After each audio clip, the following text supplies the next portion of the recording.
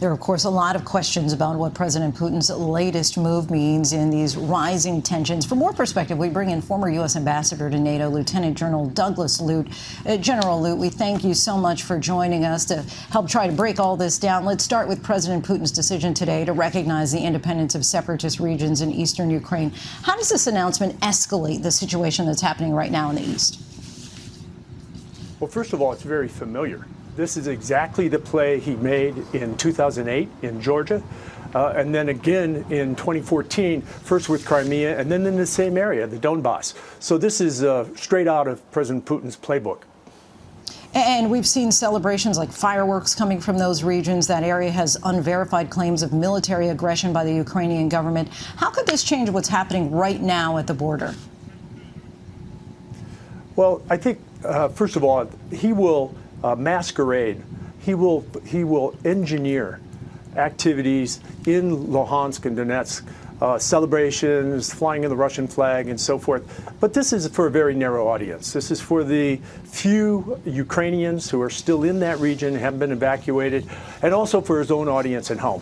We should not in any way believe this charade or take stock in it. And as you say, that this is right out of the Putin playbook. His remarks today really focused on the building the greatness of Russia. Historically, how does this move mirror the similar tactics that he's used before to gain new territory, as you said, with his attempt in Georgia in the past? Well, to this day, as a result of the conflict with Georgia in 2008, Russia occupies two of Georgia's provinces. Russian troops are stationed on Georgian territory. He violated Georgian territorial integrity in 2008. He did it again here in Ukraine by seizing the Crimea in 2014 and then by supporting these same separatists in the Donbass. And if he crosses the border again with Russian troops, we should be very clear. We should be crystal clear. This is an invasion. And the United States is imposing sanctions on Russia. Is this just a slap on the wrist, essentially, for Putin? Well, look, I think there are more sanctions to come. So when tomorrow dawns and the administration has a chance to take advantage of the diplomatic surge of the last several weeks and bring together our European allies and partners alongside American sanctions, I think we'll see a much bigger announcement tomorrow in terms of the repercussions, in terms of the consequences of President Putin's move.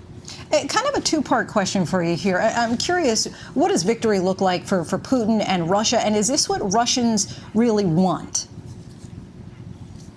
Well, it's very difficult to say. I mean, obviously, in the near step, he wants to solidify his control over these two breakaway provinces. But, you know, the speech today and this charade that we saw as part of a so-called National Security Council meeting really portends that he has bigger aims. And certainly those aims probably lead to the capital city in Kyiv. You can imagine some sort of decapitation strike in Kyiv itself. But candidly, we shouldn't get fixated only on Ukraine. Ukraine is the problem today, and it will be for weeks to come. But President Putin made clear in his speech today that he's got ambitions beyond that.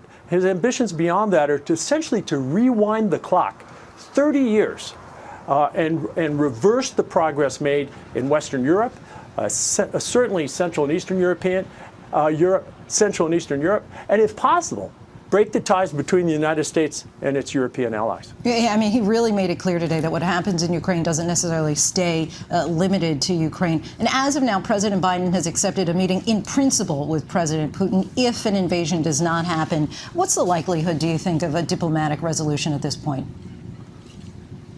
Well, it certainly seems to be dwindling in terms of prospects for a diplomatic solution. Again, I think the critical measure here, the critical signal, which will not be missed, is if Russian troops cross the border and violate territorial integrity of Ukraine.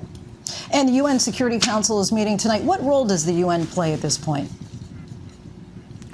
Look, the UN's important because it is one of the posts that Russia still holds as one of the 5 permanent members of the Security Council, which is a prestigious post. So when the UN Security Council meets, it'll be quite an interesting conversation because Russia will be there and in a public stage have to defend itself to the world.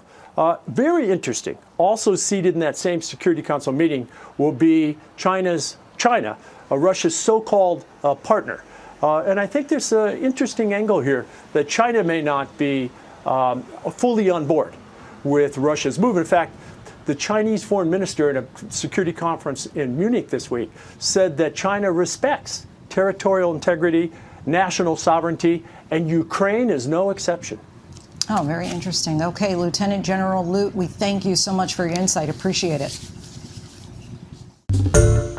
Hi, everyone. George Stephanopoulos here. Thanks for checking out the ABC News YouTube channel. If you'd like to get more videos, show highlights, and watch live event coverage, click on the right over here to subscribe to our channel. And don't forget to download the ABC News app for breaking news alerts. Thanks for watching.